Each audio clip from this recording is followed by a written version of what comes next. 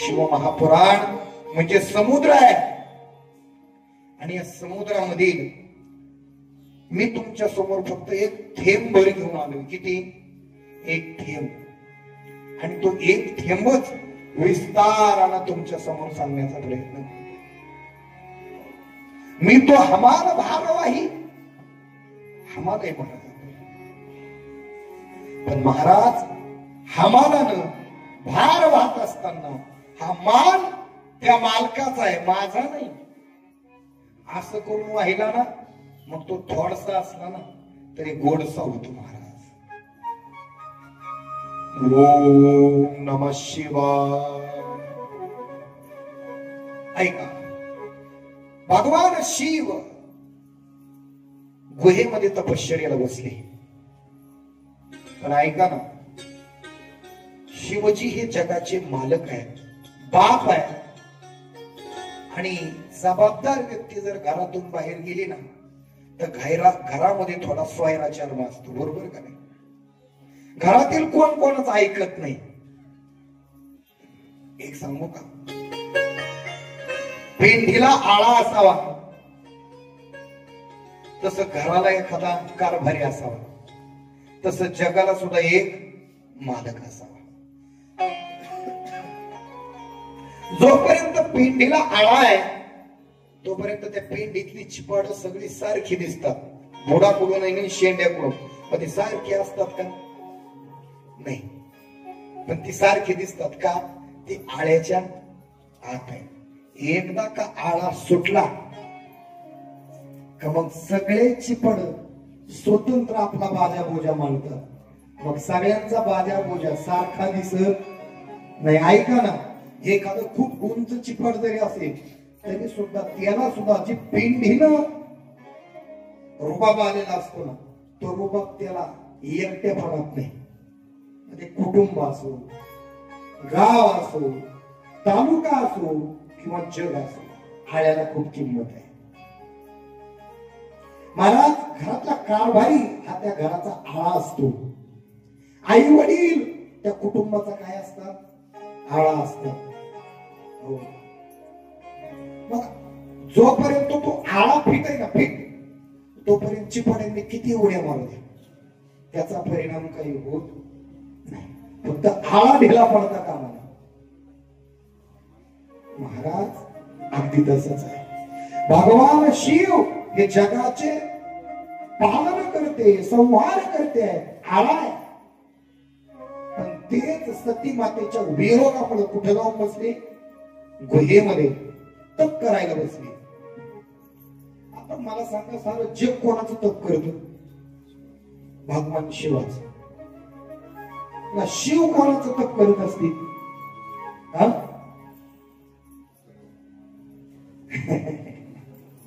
भगवान शिव तप करतात रामप्रभूंचं. राम राम राम असं प्रत्येक क्षणाला भजन करत असतात. मानव, दानव आणि देव या तीन प्रतिनिधींनी रामायण, शतकोटी रामायण वाटून घ्यायचं ठरवलं. किती? शतकोटी.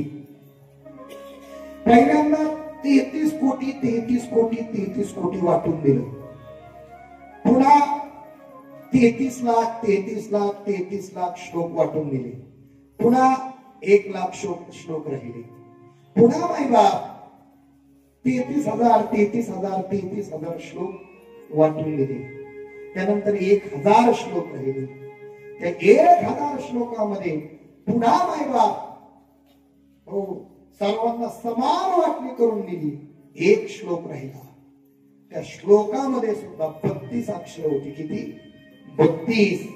त्या 32 अक्षरापैकी 10 10 10 तीनही देवगण, मानवगण आणि राक्षसगणाला वाटून दिले. शिल्लक किती राहिले? 2 अक्षर. 100 कोटी रामायणातील 2 अक्षर शिल्लक राहिली. ही जात माणसाची, देवाची, दानवाची अशी लालची झोळ्या फाटायला लागल्या तरी ते 2 अक्षराकडे पाहतच होते. रामप्रभूंना म्हटले, देवा हे 2 अक्षर, ते म्हटले ही माझी मजुरी तुमच्या समान वाटण्या करण्याची. म्हटले हे राम हे नाव मला राहू द्या. महाराज सारं जग त्या देवाची, भोलेनाथाची पूजा करत आहे आणि भोलेनाथ त्या रामप्रभूची पूजा करत आहे. रामप्रभूचं भजन करतायत महाराज. श्रीराम जय राम जय जय राम, श्रीराम जय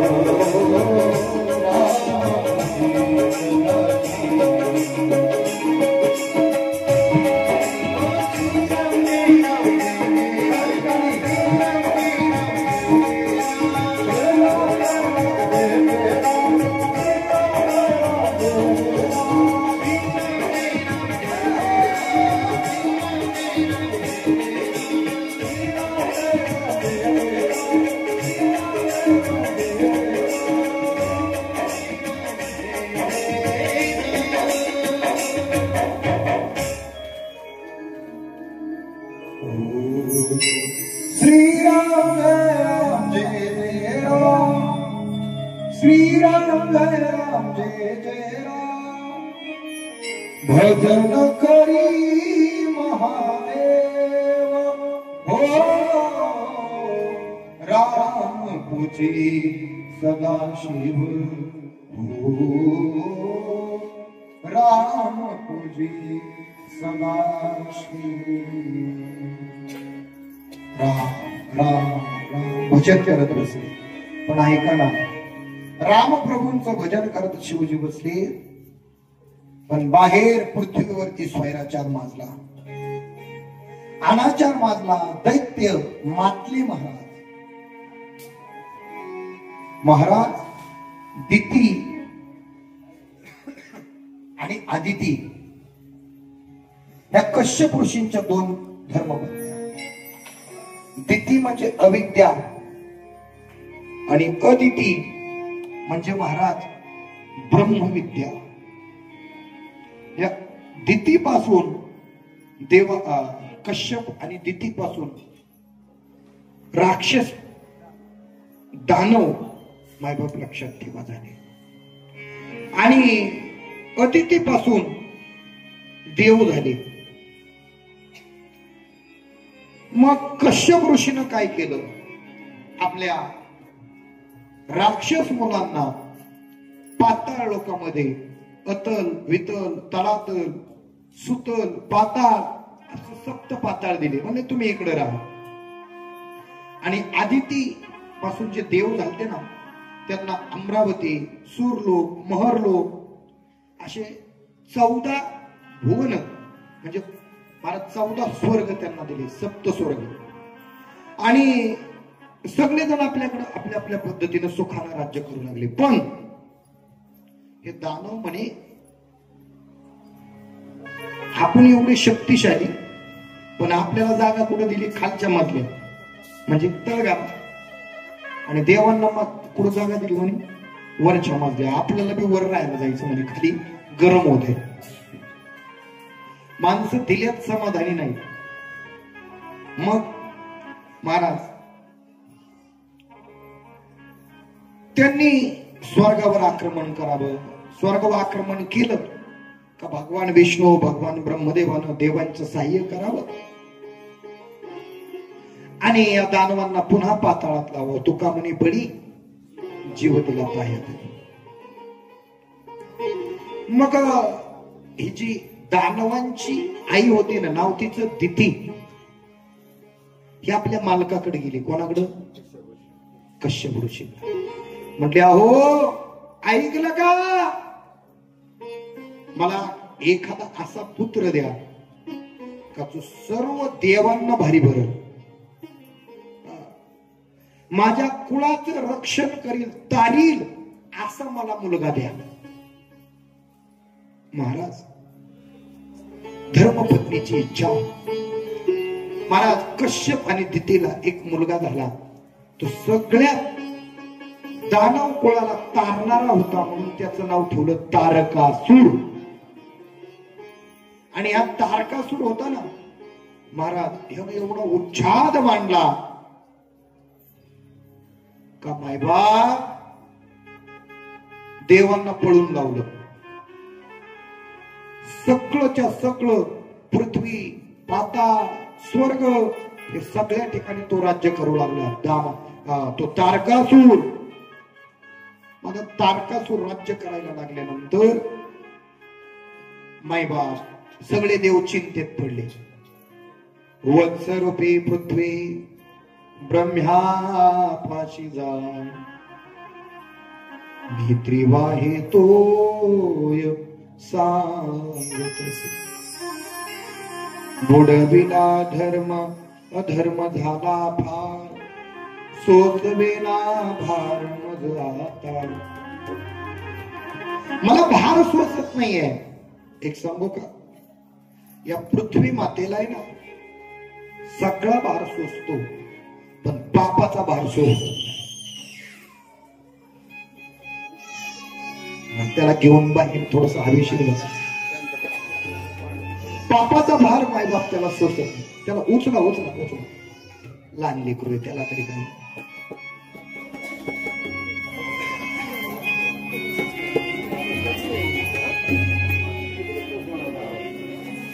तिकडं लक्ष दचकलं. ते झोपलेलं होतं ना.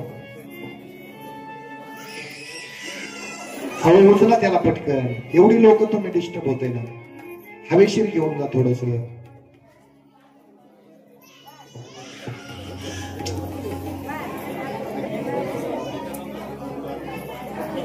इकडं लक्ष द्या. बस. हा शांत झाल्यावर पुन्हा घेऊन या.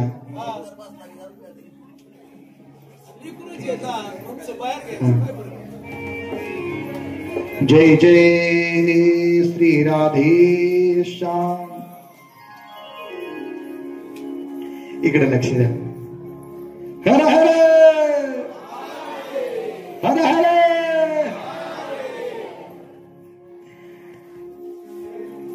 काय करायचं बुवा. देव रडू लागली त्या लेकरासारखं. आता पहा, एक लेकरू रडलं तर एवढं मायबाप असताना आपल्याला सगळ्याला वाईट वाटलं. अख्खे देव रडले केवढा आवाज झाला असं. वत्सरूपे पृथ्वी ब्रह्म्या पाशी जाय, नेत्री वाहे तोय सांगतसे बुडविला धर्म अधर्म झाला फार, सोसवेना भार मज आता. सगळेजण गेल्यानंतर ब्रह्मदेव म्हटले माझ्याकडेही काही या आजाराचं औषध माझ्याकडे नाही. चला म्हणे भगवान नारायणाकडे. सगळीजण नारदा सहित सगळी मंडळी भगवान क्षीरसागर निवासी विष्णूंकडे गेलेली आहेत. त्राहि मां त्राहि मां. हरी श्री अनंता मधुसूदना पद्मनाभा नारायणा, जगद्व्यापका जनार्दना, अनन्य अविनाशा, सकळ देवाधिदेवा कृपाळुराजी केशवा,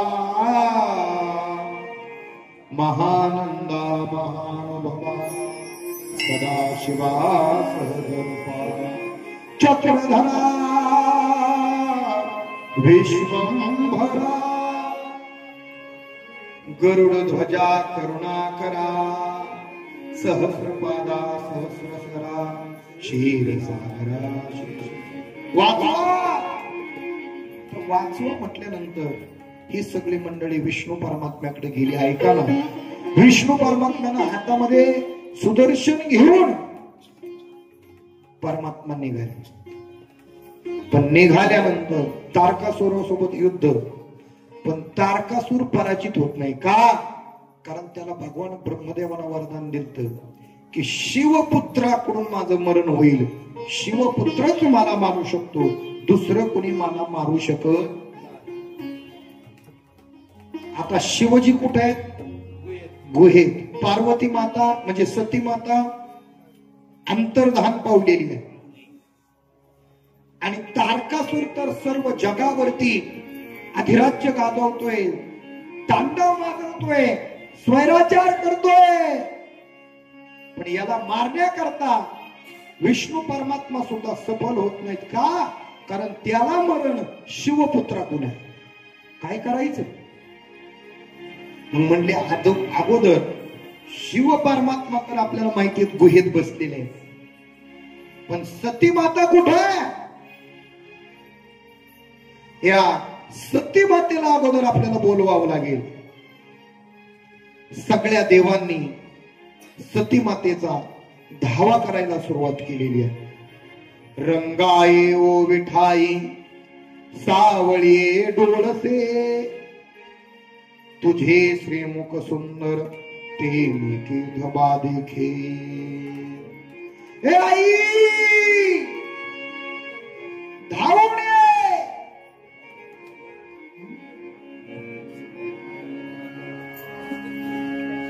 मां लवकर ये. आजा आजा आजा आजा आजा मेरी मां, आजा आजा आजा आजा आजा मेरी मां.